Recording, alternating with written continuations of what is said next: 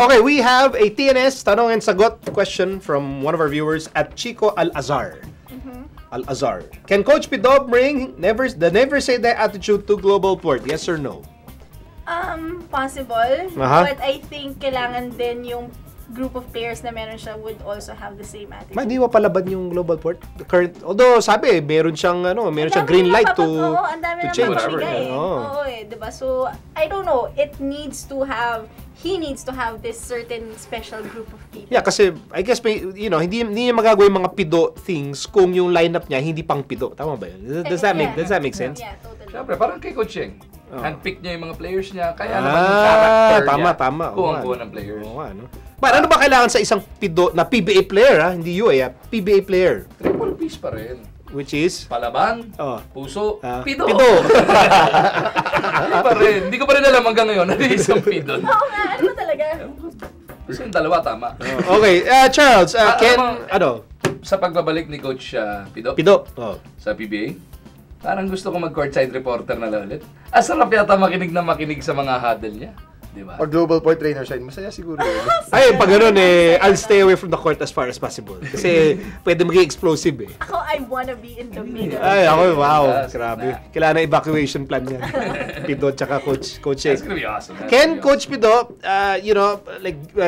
develop this UST style, Growling Tiger style, go uste, never say die attitude sa Global Port? I think somewhat. At least for yung kung palaban lang gusto nila. Kaya naman kasi they have guys who can do the dirty work like, Nabong, John Dan, Marky, Hayes. Palaban naman yun. Sol has character na competitive ganun. But he still needs more talent in his team. I think Global Port's been doing a lot to try and make their roster better. I mean, they've been trading a lot of players. And it also starts with Mikey Romero. I mean, I've worked with him and he's a guy na palaban. Gusto niya yung type of coach na si Pido, perfect para sa kanya na ganun sila parang pareho yung ugali, win, be physical, he likes rough play. So, I mean, I think this is a good fit for Global Port. I also want to point out, by the way, na parang hindi bagay kay Charles yung hip-hop na...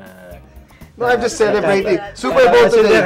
Kasi kanina ko pa napupuna I don't know, what Super Bowl, Seahawks. With the ganyan, hindi pa nakadiretso, nakaside ka. Hindi, accidental lang. Hindi.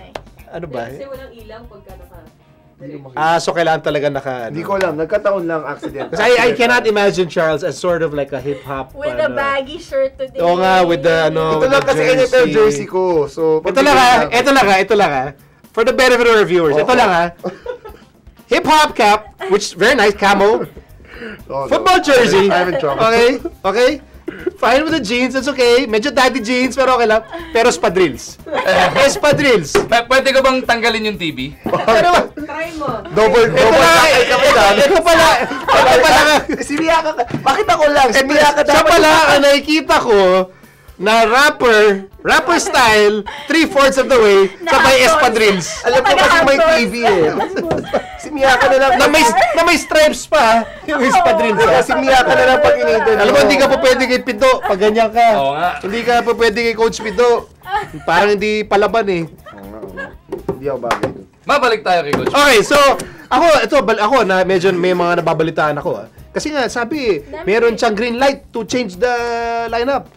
Ito nga sasabihin ko. Ano? I would wanna see Coach Pido and Sol work together. Like, I don't know how that's gonna go, but that's gonna be interesting. Hindi ko alam parang narinig ko. Ano yung balitaan mo? Parang narinig ko, J-Wash Sol for Dunsil. Pwede ba yun? Hindi ba? Sino ba taga-uste na? Hindi ba pwede yun? May taga-uste pa ba na Petron? Petro, wala na Hindi, wala No, I mean, sabi, Jervy, Jerry, kunin niya lahat. Dylan. Si Aliera, babalik. R21. Si Aliera. Si Kual.